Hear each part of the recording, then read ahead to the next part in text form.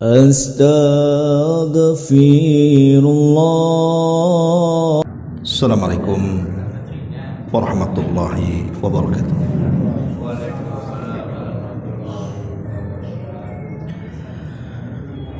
Alhamdulillah.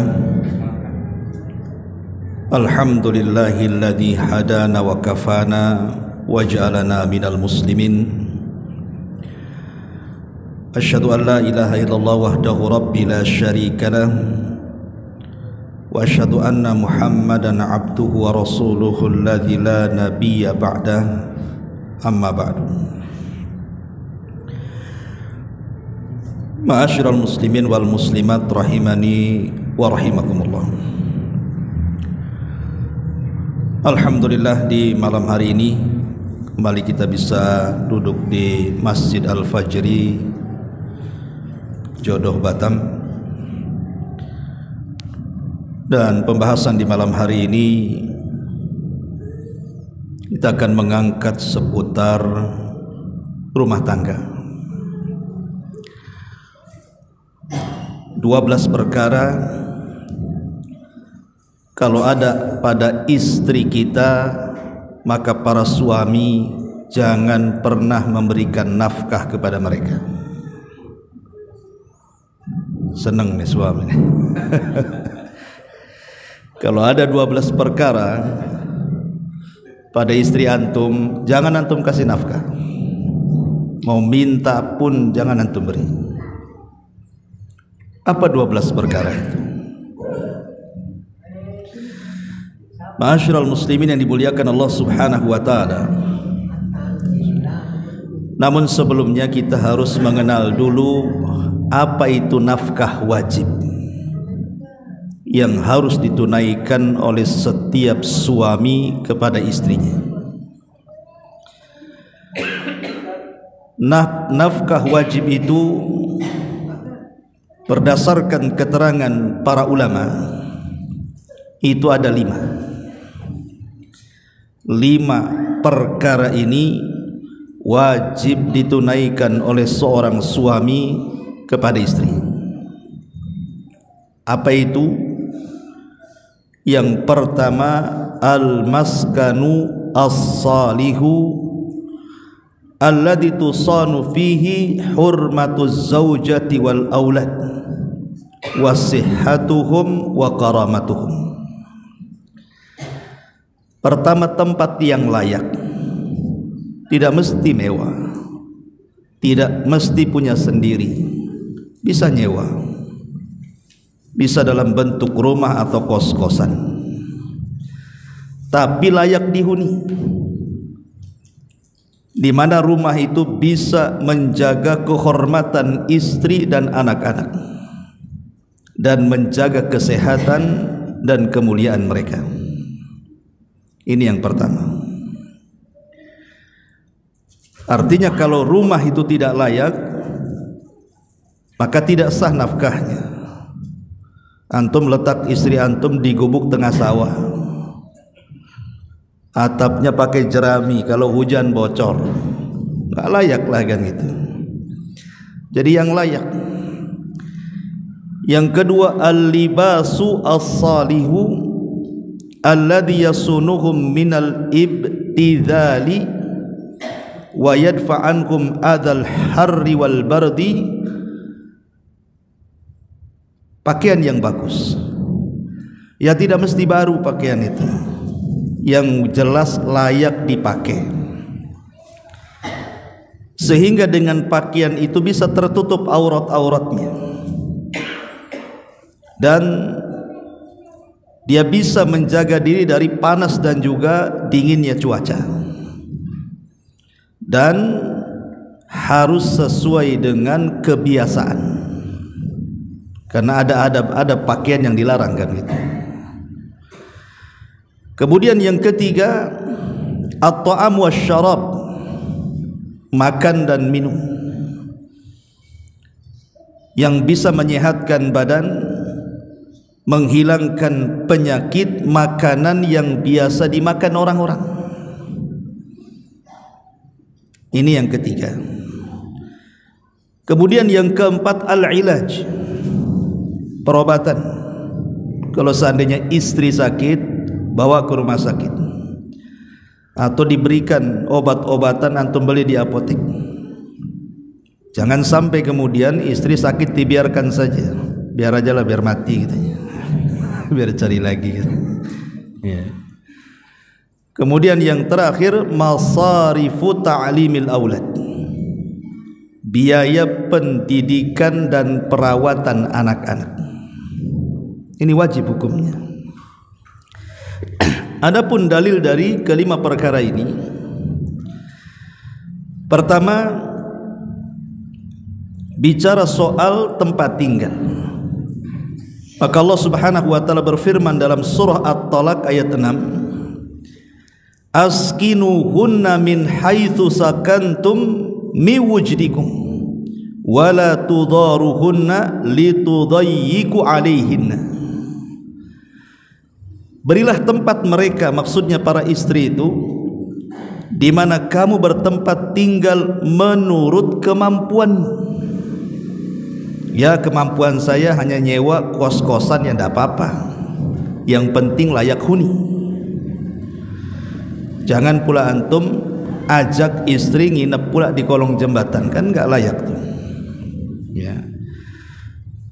Kemudian Allah Subhanahu wa taala katakan, dan janganlah kamu menyusahkan mereka para istri untuk menyempitkan dada-dada mereka, karena tempat yang tidak layak huni tadi, hujan kehujanan, panas kepanasan, sama aja tidak punya rumah.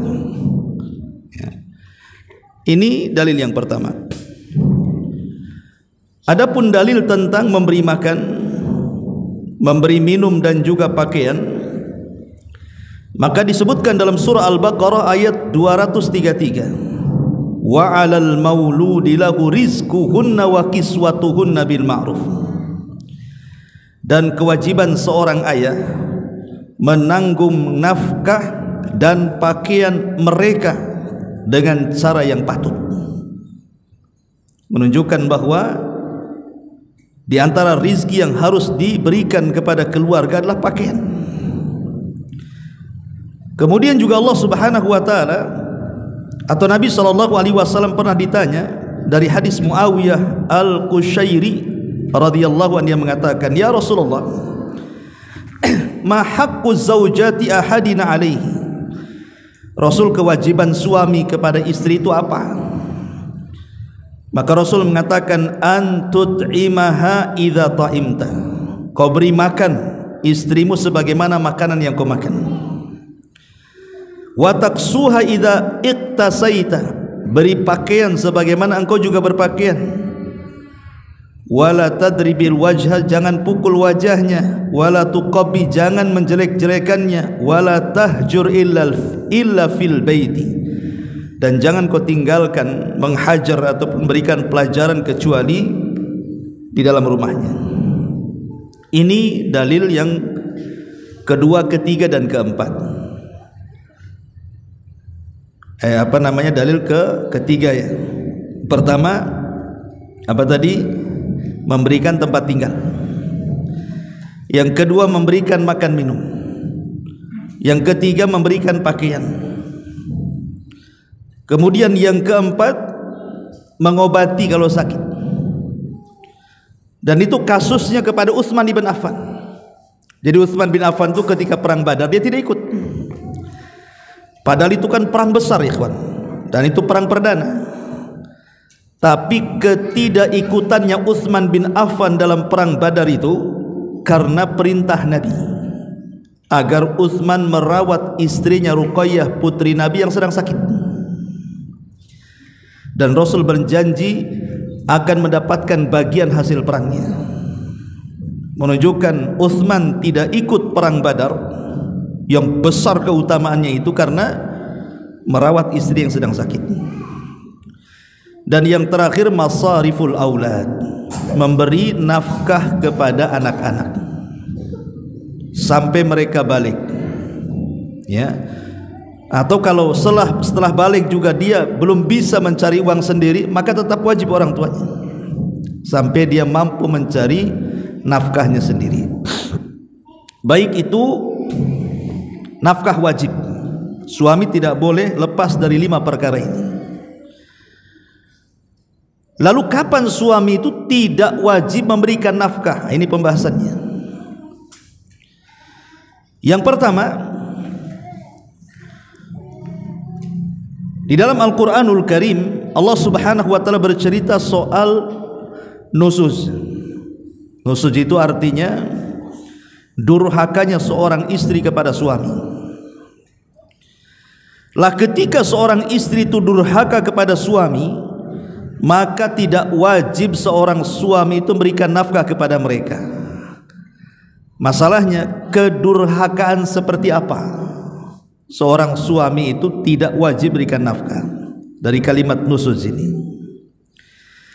ini yang pertama, izharul istighfafi bizauji au sabbuhu au syatmuhu, menampakkan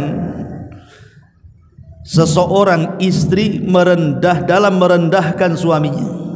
Jadi istri itu sangat merendahkan suaminya, mungkin dengan cara mudah menghinanya ataupun mudah mencacinya. Jadi seorang suami itu tidak punya harga karena bisa dicaci, bisa dimaki oleh istrinya tuh. Atau mungkin seorang istri membanggakan keluarganya dan menghina keluarga suami.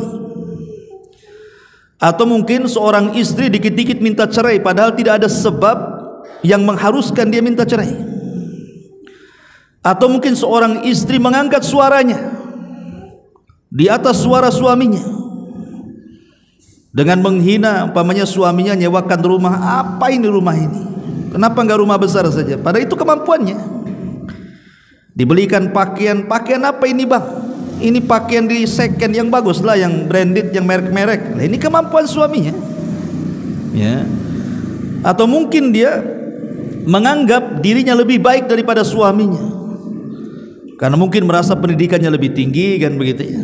Atau kecerdasan IQ-nya lebih daripada suaminya, atau sering mengeluh, atau yang lainnya. Lah ini kalau sudah menampakkan seorang istri dan dia sudah merendahkan suaminya, maka suami tidak wajib menafkahi. Kenapa? Karena seorang suami itu qawwamuna 'alan nisa. Dia pemimpin. Kalau pemimpin direndahkan, macam mana akan jadi pemimpin? Ya. Ma'asyiral muslimin wal muslimat rahimani wa rahimakumullah. Ada sebuah hadis yang dikeluarkan Imam Bukhari. Hadis ini terdapat dalam kitab Adabil Mufrad karya Imam Bukhari, di mana seseorang datang kepada Nabi SAW dan bertanya soal wanita yang rajin sholat malam, yang rajin puasa sunnah, yang rajin bersedekah, yang rajin melakukan kebaikan, tapi lisannya selalu menyakiti tetangganya. Apa kata Rasul? La khaira fiha, wanita itu tidak punya kebaikan sedikit pun. Bal hiya min ahlin nar, bahkan wanita itu termasuk penduduk neraka. Kalau saja seorang istri tajam lisannya kepada tetangganya, dikatakan tidak punya kebaikan dan dikatakan wanita penduduk neraka, macam mana kalau tajamnya lisan itu diarahkan kepada suaminya? Apalagi hukumannya? Sama tetangganya aja dibilang, kata Rasulullah, khaira fiha, tidak ada kebaikannya. Naudzubillah. Ini yang pertama. Jadi kalau istri antum sudah merendahkan antum, jangan kasih nafkah. Karena nafkah itu muqabilul khidmah. Kenapa kita ngasih nafkah sama istri kita coba? Karena istri kita menghormati kita. Dia mau berkhidmat kepada kita. Ini yang pertama. Yang kedua, taksiruha fi mahamihi min khidmatihi wa nadhafati darihi wa riayati auladihi wa tarbiyatihim wa ghairiha. Malas melakukan kewajiban dalam rangka membantu suaminya, seperti malas tidak mau masak, malas tidak mau nyuci, malas tidak mau membersihkan rumah. Suami masuk rumah kayak kapal pecah, ya. ataupun tidak mau merawat anak-anaknya, tidak mau menterbiah mereka. Suami datang jauh-jauh lapar, masuk rumah tak ada yang dimakan pula. Setiap masuk rumah COD aja bang katanya. Setiap masuk rumah COD lagi. Bekiamat COD. Ma'asyiral muslimin yang dimuliakan Allah Azza wa Jalla. Ma'asyiral muslimin, bahwa Imam Ibnul Qayyim rahimahullahu taala mengatakan, apa kata Imam Ibnul Qayyim? Saya baca perkataan beliau. Kata Imam Ibnul Qayyim rahimahullahu taala, menukilkan pendapat beliau, fas-sahihu min aqwalil ulama annahu yajibu 'alal mar'ati an takhduma zawjaha.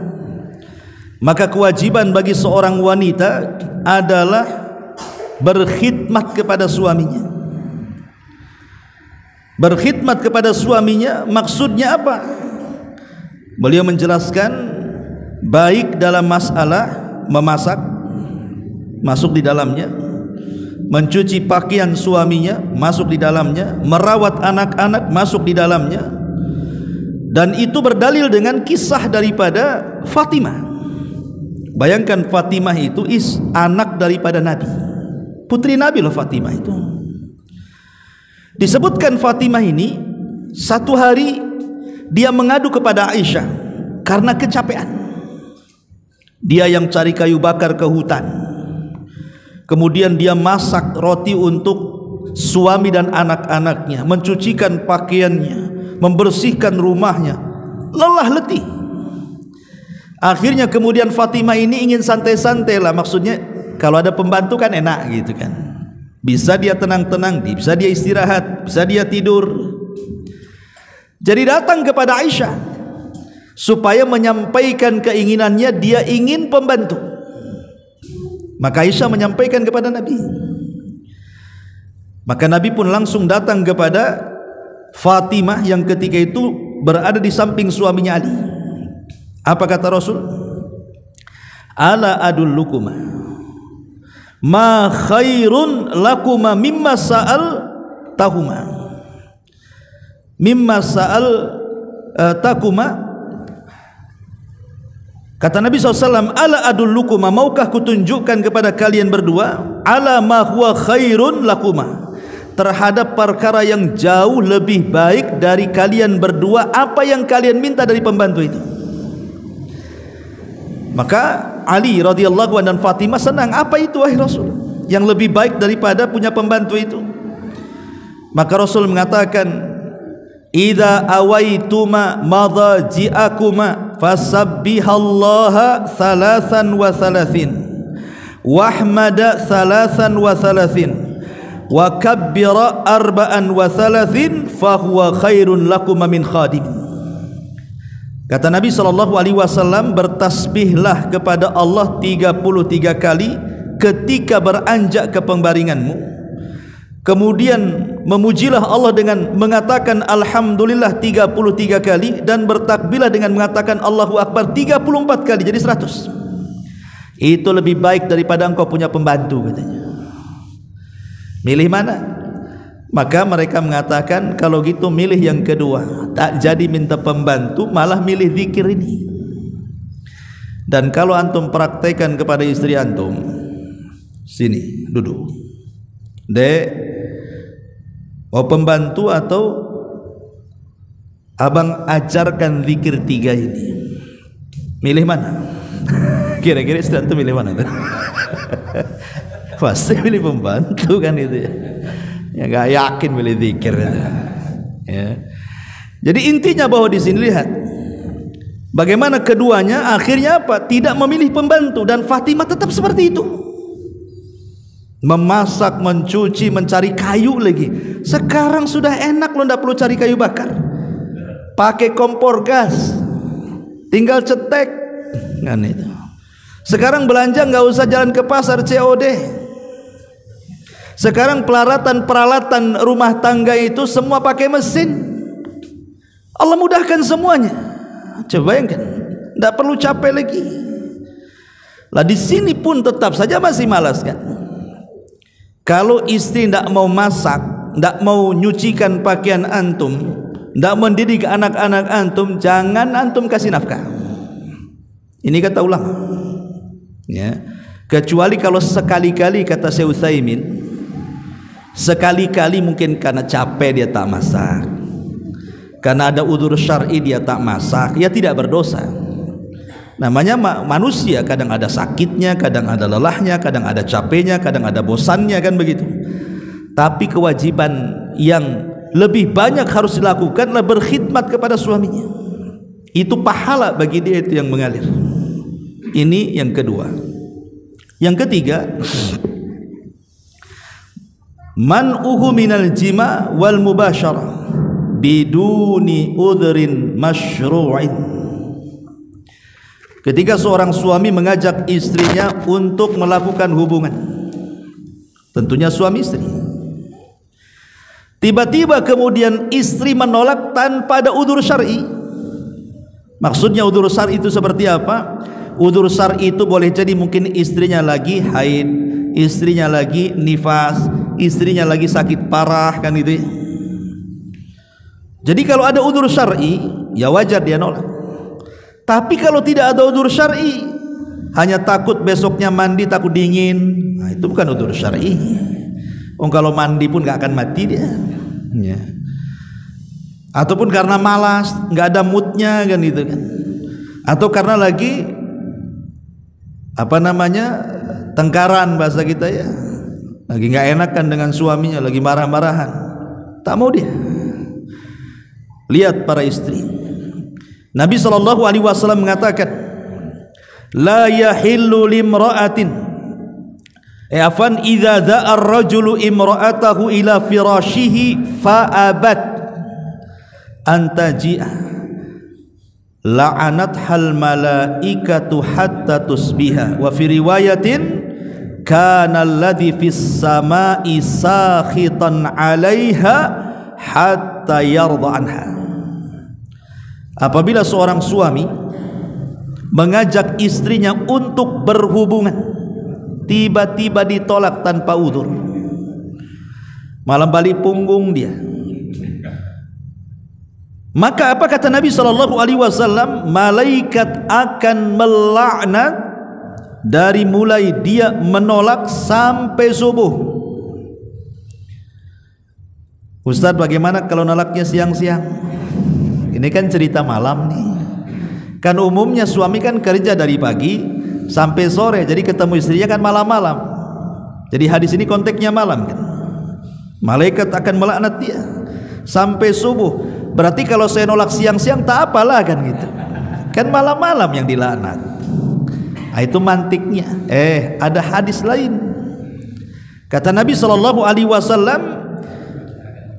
kana alladhi fis sama, makhluk yang ada di langit, siapa? Para malaikat, sakhitan 'alaiha, dia murka kepada istri tersebut, hatta yarda anha, sampai dia ridha dan mau diajak berhubungan. Ini tidak ada kalimat malam, tidak ada kalimat subuh. Artinya mau malam mau siang tetap tidak boleh menolak. Lihat, ada hadis Nabi SAW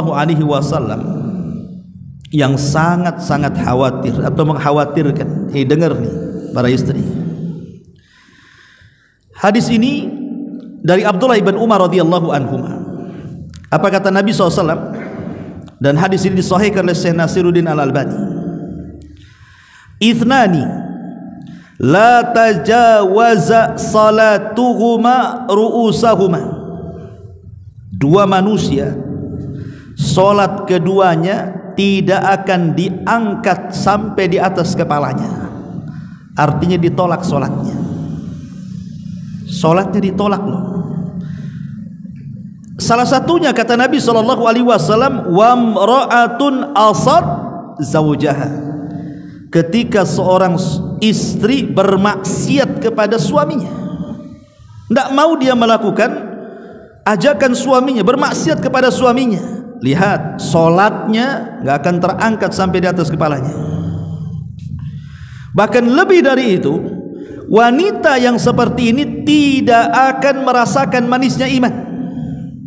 Kata Nabi SAW, la tajidu imra'ah halawatal imani hatta tu'addiya haqqa zawjiha. Kata Nabi SAW, seorang wanita tidak akan merasakan manisnya iman sampai dia melaksanakan hak dia kepada suaminya. Ngeri ikhwatul fiddin, muliakan Allah Subhanahu wa ta'ala. Ini yang ketiga. Yang keempat,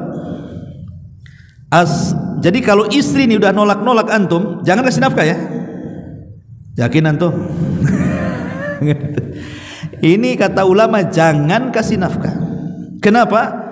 Karena nafkah ini salah satunya apa? Kenapa antum kasih nafkah? Karena dia melayani antum di kasur antum. Kalau dia tidak mau melayani antum di kasur antum, jangan kasih nafkah, karena memang nafkah itu untuk itu. Maaf ya, seandainya antum datang ke lokalisasi saja, kemudian antum ingin berzina, bayar nggak antum? Bayar. Kalau dilayani, kalau nggak layan, antum nggak bayar kan? Itu kepada wanita pelacur. Maka begitu juga seorang suami, demikian. Jadi nafkah itu karena muqabil al-khidmah, karena memang istrinya melayan suaminya, maka suami ngasih nafkah. Ya nafkahnya sesuai dengan kemampuan. Jangan dikiaskan dengan wanita-wanita yang tidak benar. Ya, bang, kamu melakukan hubungan dengan saya sehari 3 kali loh, pagi, siang, sore. Saya baca di online itu kalau booking wanita nggak benar itu 1 juta. Bankrupt lah. Nggak begitu hitung-hitungannya.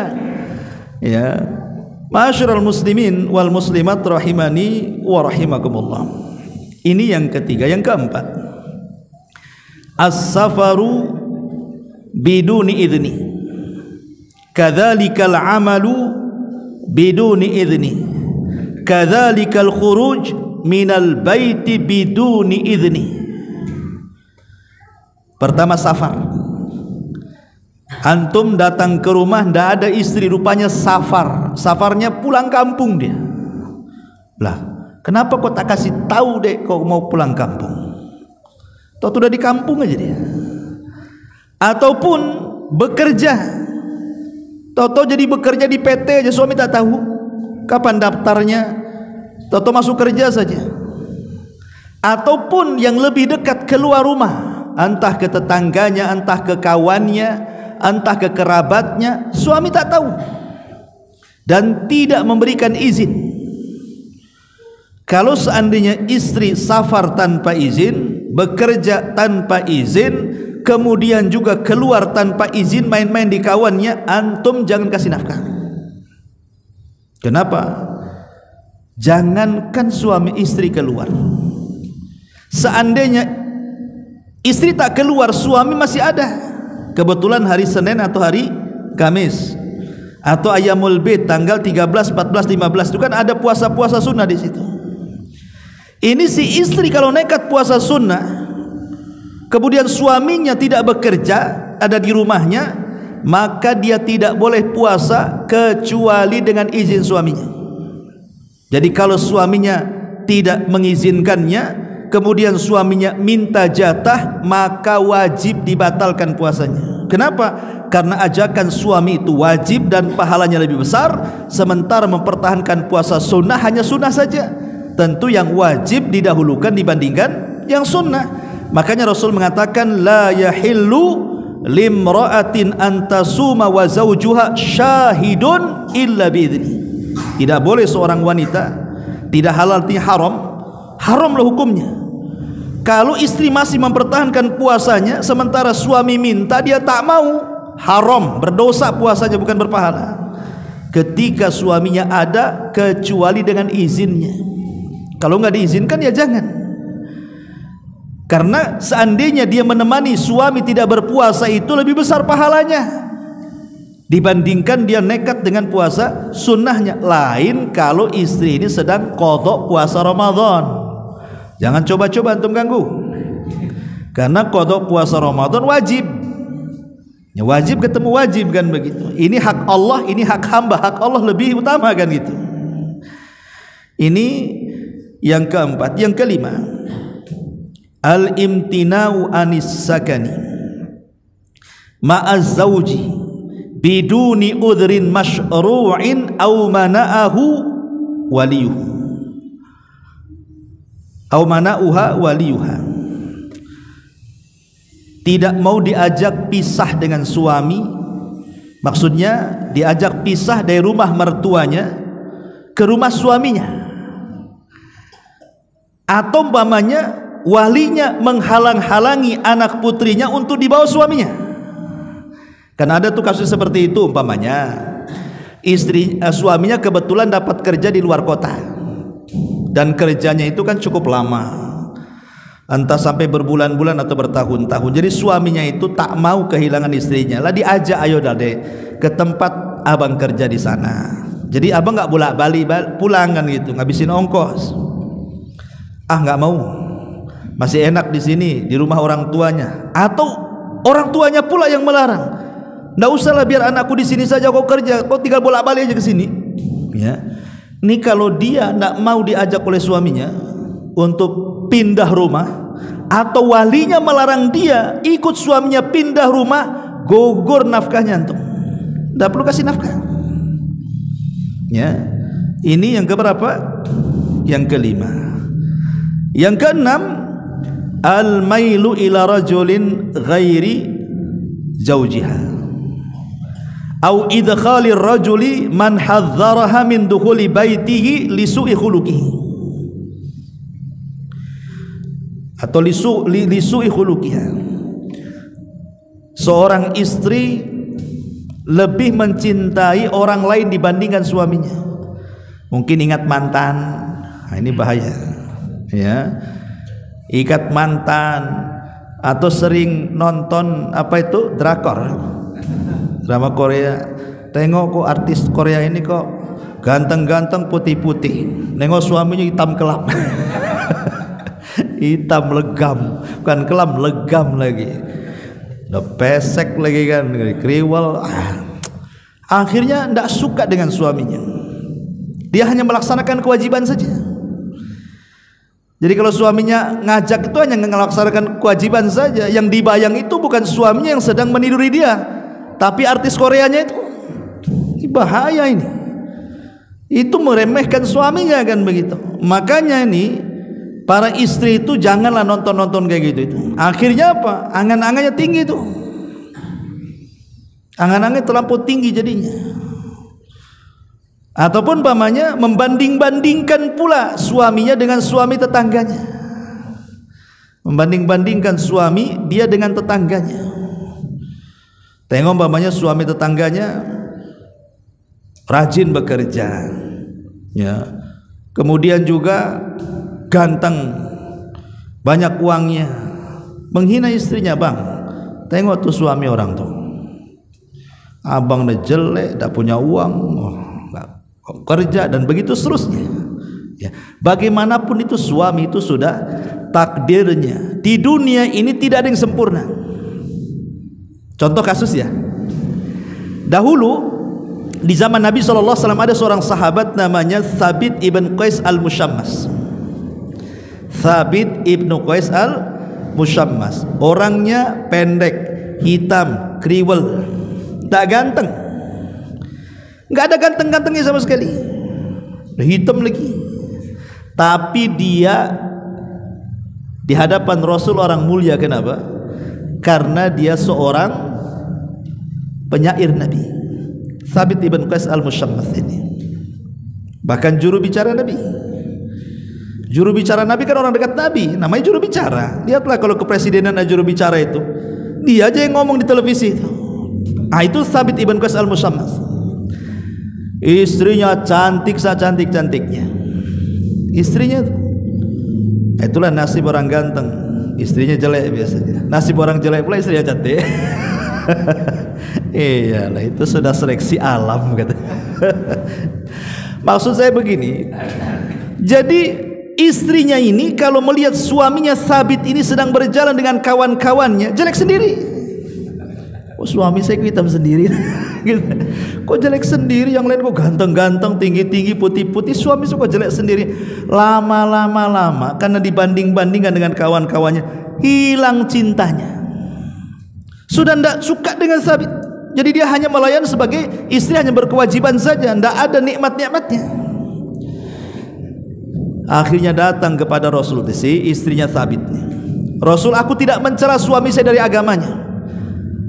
Kalau agamanya top marko top, saya enggak cela agamanya Rasul. Masalahnya, aku sudah tak cinta dengan dia. Aku takut banyak kufur kepada suamiku. Bisa enggak aku pisah dengan suamiku, katanya. Kata Nabi SAW, ya tunggu dulu lah, aku panggil dulu suamimu. Dipanggil suaminya Thabit. Thabit, lihat istrimu mau khulu, gugat cerai. Dia tak cinta lagi dengan Thabit. Kata Thabit, mana mau aku, kata, cari istri lagi, belum tentu dapat yang cakap, kata Thabit. Tapi bagaimana istrimu mendesak?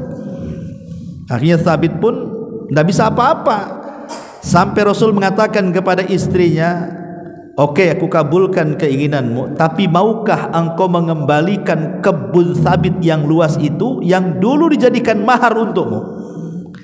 Jadi kalau perempuan gugat cerai, dia harus mengembalikan mahar. Makanya antum kalau kasih mahar jangan rendah-rendah, nanti mudah dibalikinnya. Nih bang, kalau seperangkat alat sholat ambil. Tapi kalau maharnya Avanza, mikir dia, mak, nanti jalan kaki saya, tak jadilah. Gitu ya. Jadi akhirnya kemudian cerai, betul-betul cerai. Akhirnya mantan istri Thabit ini setelah jadi janda dan selesai masa iddahnya, nikah lagi sesuai dengan bayangan dia, kriteria dia. Memang dapat suami yang ganteng, yang putih, ya sesuai di kriteria dia. Betul-betul Allah takdirkan seperti itu. Tapi dia kecewa. Apa kecewanya?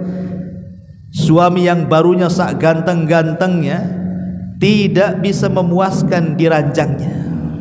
Tapi Thabit walaupun tak ganteng, puas pula dia. Nyesel dia. Nyesel akhirnya. Dia berusaha untuk cerai dengan suami yang kedua lagi, coba. Ingin balikan dengan Thabit, tapi Thabit tak mau. Kan? Ini terjadi kan di zaman Nabi seperti ini. Ya, maka ma'asyiral muslimin yang dimuliakan Allah Azza wa Jalla, kalau istri ini sudah mulai menyukai laki-laki lain, jangankan antum kasih nafkah, antum terhina di mata dia. Ceraikan wanita seperti ini, cari yang lain yang bisa menghormati kita. Para suami. Ini yang ke-6. Yang ke-7, kalau istri melakukan kriminal kemudian ditangkap polisi dan masuk penjara, entah kriminal berat, entah kriminal ringan, yang jelas dia akhirnya ditangkap polisi masuk penjara, maka kalau posisi istri dalam penjara, kita selaku suami tidak wajib menafkahi. Tapi tidak sebaliknya. Kalau suami dapat kriminal masuk penjara, tetap istri boleh menuntut hak nafkahnya. Mungkin dengan cara hutang dulu sampai suami penjara, ini bang hutangmu. Ya, itu boleh. Tapi kalau istri yang masuk penjara, tidak ada kewajiban suami berikan nafkah, karena dia melakukan kriminal, memalukan keluarga. Ya, ini yang ke-7.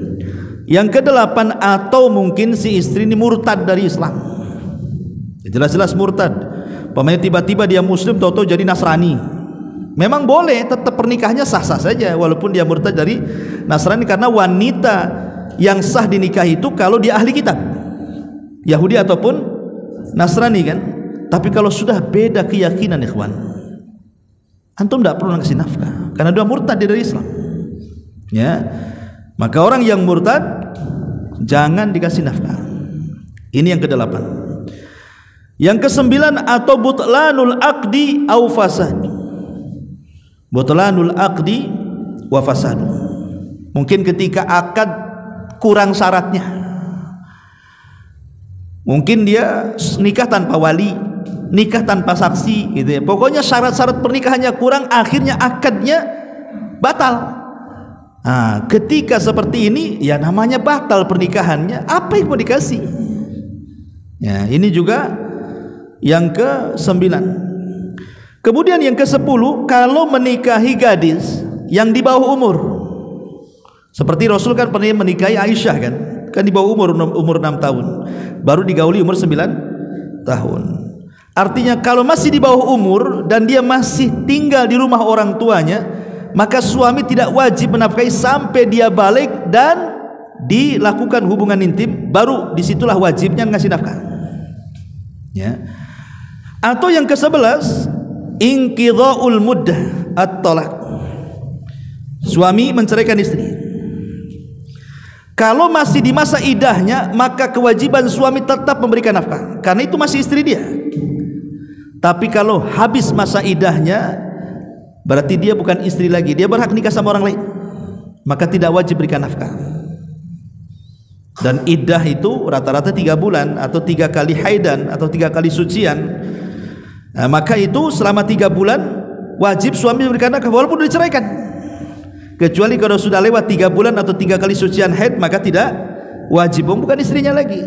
Kenapa masih wajib dinafkahi? Itu pun kalau talak 1 dan talak 2 ya. Talak 1 dan talak 2 ya.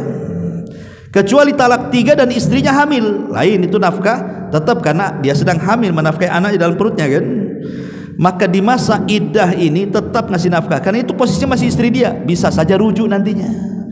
Tapi kalau sudah masa iddahnya habis, tidak wajib ngasih nafkah, bukan istri lagi. Ya, ini yang nomor 11. Ya. Kemudian yang nomor 12, atau umpamanya istri melakukan kezaliman, anggaplah istri melakukan nusus, selingkuh umpamanya, naudzubillah, istrinya selingkuh.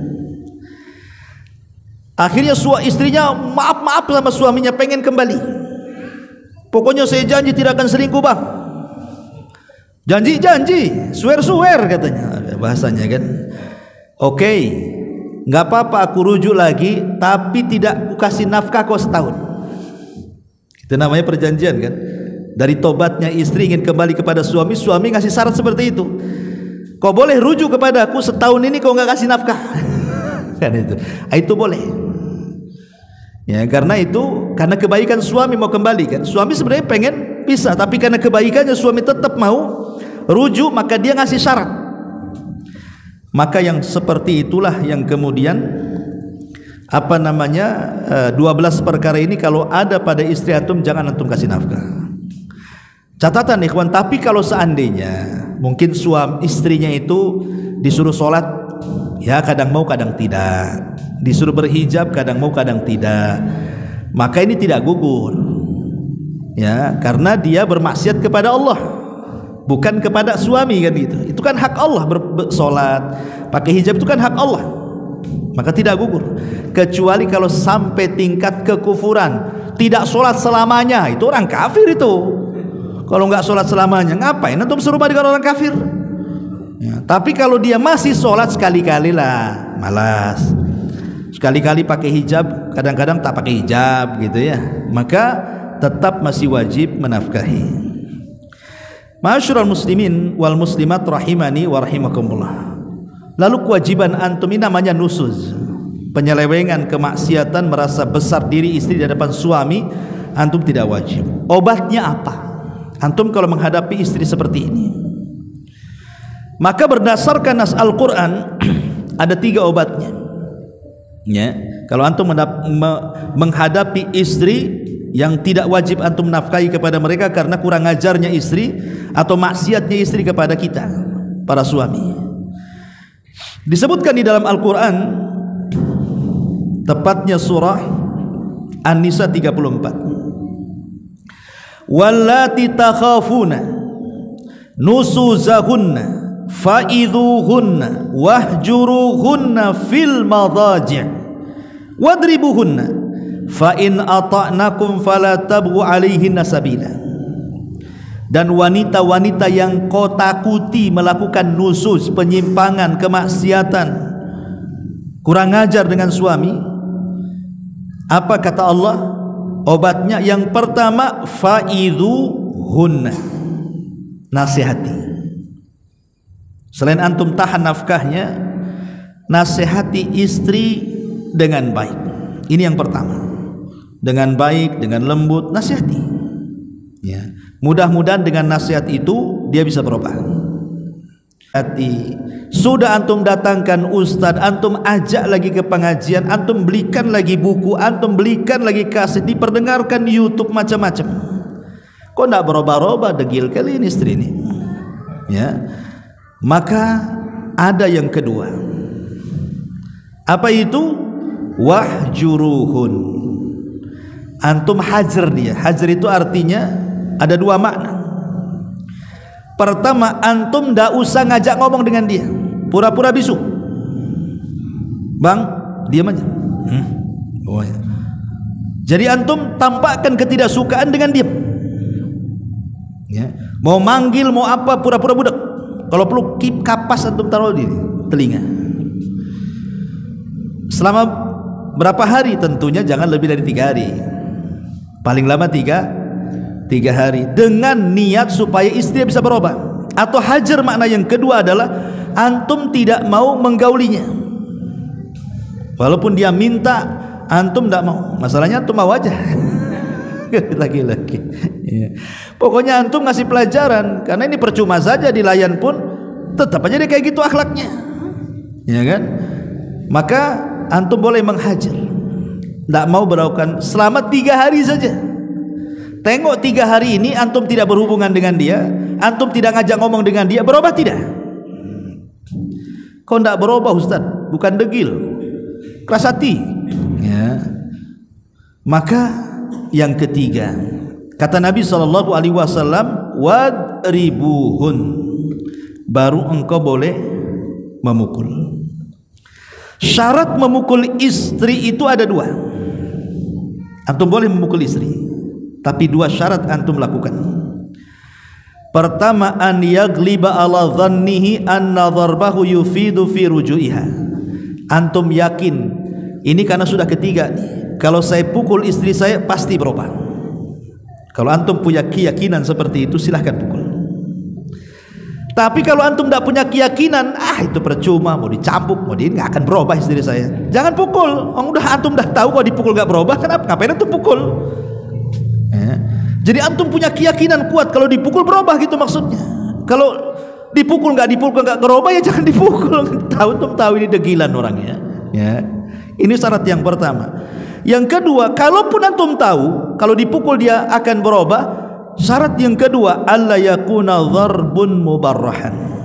Tidak boleh dengan pukulan yang menjadikan bekas dalam badannya. Antum ambil gagang sapu, antum sabet kakinya, patah dia. Antum lagi mukul, ngasih pelajaran, antum matahkan kaki orang. Ya. Nggak boleh. Antum boleh mukul tapi jangan berbekas. Makanya jangan berbekas. Yang kedua, alla yakuna dharba ghairu mubarrihan, dan juga jangan dipukul di areal wajah, karena wajah itu kehormatan. Kalau mukul daerah yang lain, paha, ya kan? Ya, pukulannya pun mungkin pakai bantal guling gitu ya. Tapi kalau bantalnya ada batunya, payah juga kan ya. Intinya jangan luka suami istri itu yang kita pukul, jangan ada luka. Ya. Itu 2 syarat dibolehkan. Kenapa? Karena sudah klimaks. Ustadz udah dinasehati, sudah juga dihajar, nggak ngomong sama dia. Aku juga nggak mau hubungan sama dia. Udah aku pukul juga tak mau juga. Yang keempat, dalam ayat yang lain, fab'athu hakaman min ahlihi wa hakaman min ahlihi. Utus keluarga suami, utus keluarga istri berunding. Biar keluarga istri nanti menasihati istrinya, keluarga suami menasihati suaminya, supaya rujuk dengan berbagai macam pertimbangan. Udah dipertemukan 2 keluarga besar, tetap juga mau cerai, ya sudah, mau diapakan lagi? Mungkin bukan takdirnya kan? Ya sudah cerai, mau diapakan lagi? Nah, ini solusinya. Dan yang terakhir, nasihat yang berharga untuk para istri. Ada sebuah hadis dari Bushair ibn Yasar dari Husain ibn Mihsan. Husain ibn Mihsan ini bercerita tentang bibinya yang datang kepada Nabi. Kemudian kata Nabi SAW kepada bibinya Husain ibn Muhsin ini, apa kata Rasul? Kata Nabi SAW, adzatu zaujin anti, kamu punya suami tidak? Qalat na'am, ya aku punya suami wahai Rasul. Kata Nabi SAW, kaifa kana, kaifa anti lahu, bagaimana sikap kamu dengan suamimu? Qalat, dia mengatakan, ma aluhu illa ma ajaztu anhu. Kata bibinya Muhsin, dia mengatakan, Husain ibn Muhsin dia, wahai Rasul, saya tidak pernah mengabaikan hak saya kepada suami kecuali terhadap sesuatu yang aku memang tidak sanggup melakukannya. Apa kata Rasul? Ini syahidnya. Kata Rasul kepada bibinya Husain ibn Muhsin ini, fangduri aina anti minhu fa innama huwa jannatuki wa nar. Perhatikan posisimu dari suamimu, kata Rasul, karena suamimu bisa menjadi sorga untukmu dan bisa menjadi neraka untukmu. Kalau seorang istri itu melaksanakan hak dan kewajibannya kepada suaminya, berarti suami sorga baginya. Tapi kalau seorang istri lalai dan abai, tidak melaksanakan hak dan kewajibannya kepada suaminya, maka neraka untukmu. Dan itu dikuatkan dengan hadis Nabi SAW, idza sallatil mar'atu khamsaha wa shamat syahraha wa ata'at ba'laha wa hafidat farjaha qila laha udkhulil jannah min ayyi abwabil jannati tsamaniyati syi'ti. Apabila seorang wanita menjaga sholat 5 waktunya, menjaga puasa Ramadannya, taat dengan suaminya, menjaga kemaluannya, maka kelak pada hari kiamat Allah akan mengatakan kepada wanita-wanita seperti ini, masuklah kalian ke dalam sorga dari 8 pintu sorga yang kau sukai. Lihat syarat masuk sorga, dari 8 pintu sorga yang disukai para wanita adalah mentaati suaminya, mentaati suaminya. Bahkan Nabi SAW sampai mengatakan, la tu'zi imra'ah, la tu'zi imra'atun zawjaha fid dunya. Kata Nabi SAW, tidaklah ada seseorang istri yang kurang ngajar dengan suaminya di dunia, illa qalat zawjatuhu minal huril in, kecuali bidadari sorga akan berkata. Jadi ketika suaminya disakiti oleh istrinya, bidadari sorga akan berkata, apa kata bidadari sorga? Qatalakillah, semoga Allah membunuhmu. Marah bidadari itu, antum dibela bidadari itu, ya. Semoga Allah membinasakan kamu, kata bidadari. Fa innama huwa indaka dakhil yushiku an yufariqaki ilaina. Kata bidadari di sorga, suamimu adalah tamumu sementara saja, jangan kau sakiti, karena sebentar lagi suamimu akan meninggalkan kamu dan akan mendatangiku, katanya. Lihat, bidadari sorganya bisa marah, ya. Ma'asyiral muslimat yang muslimin wal muslimat rahimani wa rahimakumullah. Oleh karena itulah maka hati-hati bahwa seorang istri apabila melakukan nusuz, maka suami tidak berhak untuk memberikan nafkah. Iya, baru kali ini saya ngaji di sini ada orang bertanya nih. Iya. Bismillah, assalamualaikum, afwan Ustaz, mohon pencerahannya. Bagaimana hukumnya jika seorang suami sudah mentalak istrinya tapi tidak memberikan hak sepenuhnya secara agama dan negara? Suami yang selalu mendahulukan kebutuhan pribadinya dibandingkan keperluan rumah tangga dan kebutuhan anak-anaknya ketika istrinya menuntut haknya, beliau menjawab tidak ada kemampuan sepenuhnya. Pertanyaannya apa? Mendidik anak selalu dengan kekerasan tanpa melihat situasi anak seperti apa, membandingkan anak yang satu dengan anak-anak yang lainnya. Syukuran. Ya. Yang pertama, jika seorang suami sudah mentalak 3 istrinya, talak 3 ini apakah talak rujuk ataukah saya talak kau 3 kali?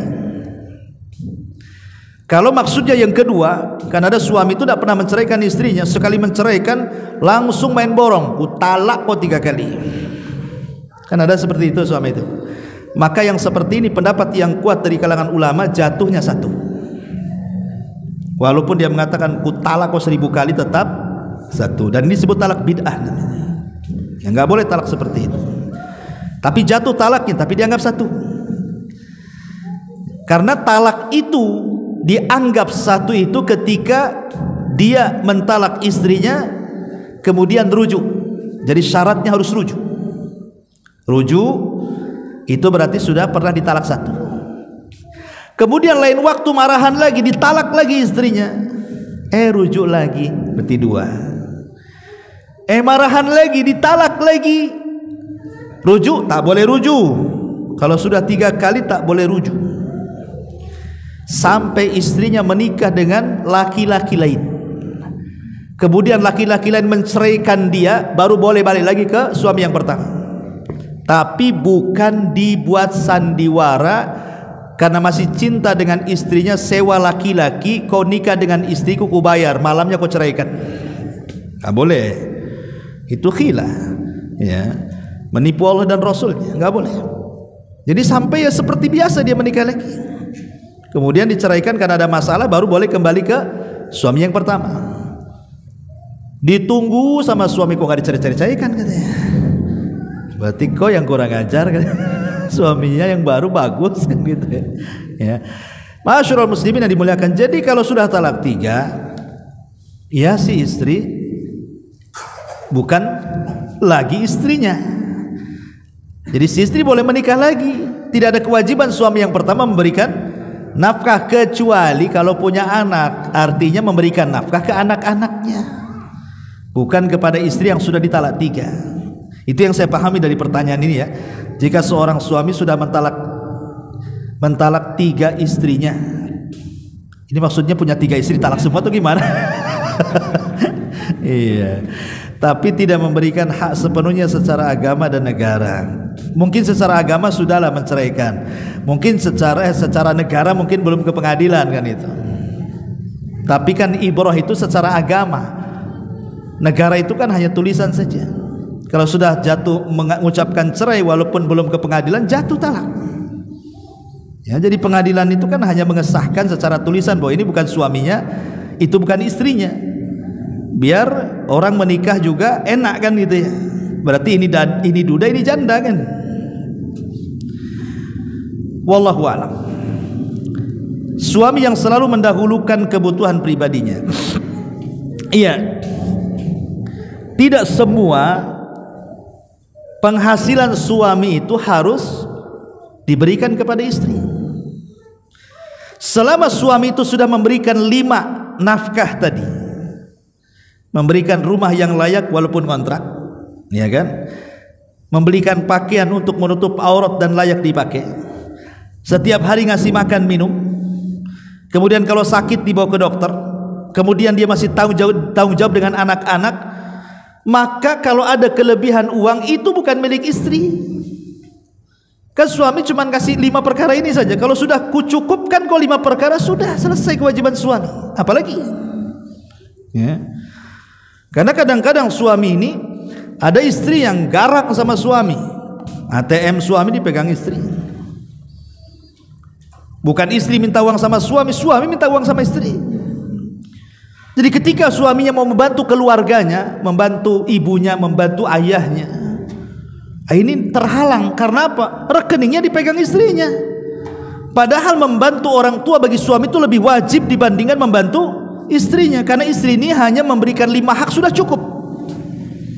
Itu hak wajib ya, yang wajib kalau tidak berdosa kan gitu ya.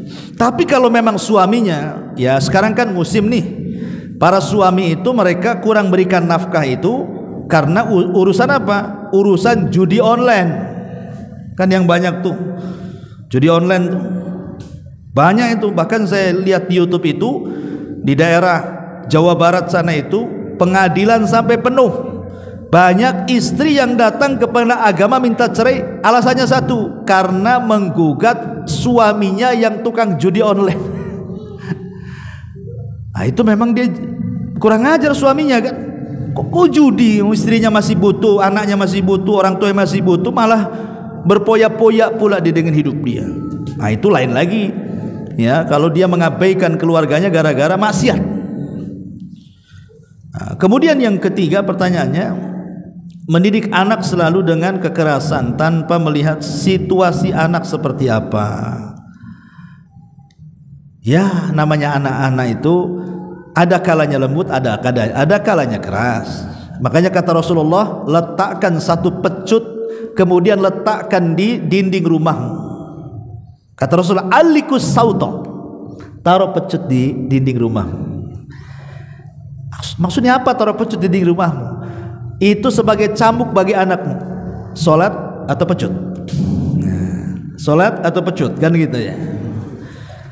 Terkadang Rasul memberikan obat kan. Kadang-kadang ada anak itu degil, harus dikerasi. Tapi ada anak-anak juga tidak bisa dikerasi modelnya, harus dilembuti.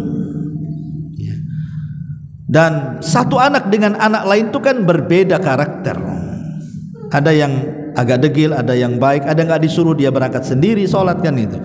Ya tentu akan berbeda-beda. Ya, tetapi berbuat adil kepada semua anak itu wajib. Nggak boleh kita ini. Contoh di zaman Rasul ada seorang laki-laki namanya Bashir, punya anak namanya Nu'man. Saking cintanya dengan Nu'man si Bashir ini belikan kebun yang luas, kebun kurma, sementara anak-anak yang lain tak dikasih. Karena mungkin lihat Nu'man ini orang yang cerdas, ahli agama, sementara anak-anak yang lain tidak gitu ya. Jadi dia lebih sayang kepada Nu'man. Nih kalau saya kasihkan tanah ini ke anak yang lain, bisa saja dijual umpamanya jadi maksiat. Udahlah ke anak yang baik aja saya kasih. Akhirnya kemudian kata suaminya minta disaksikan istrinya. Istrinya tak mau disaksikan Nabi. Datanglah kepada Nabi SAW dan mengatakan, Rasul, aku akan menghadiahkan satu tanah kebun kurma untuk anakku si Nu'man. Maukah kau jadi saksi, katanya. Kata Rasul, baik. Tapi apakah engkau tidak punya anak kecuali si Nu'man? Maka kata Bashir, tidak, anakku banyak, selain Nu'man ada. Kata Rasul, oh enggak mau jadi saksi aku. Di lain hadis Rasul mengatakan apa? I'dilu ala auladikum, berbuat adilah kepada anak-anakmu. Jangan anakmu yang satu dikasih, yang lain tidak. Ya, jadi ini pun terhadap anak-anak ada hukum-hukumnya. Nantilah kita bahas soal anak-anak. Wallahu a'lam. Iya, mudah-mudahan ada manfaatnya. Subhanallah bihamdika, asyhadu an la ilaha illa anta, astaghfiruka wa atubu ilaik.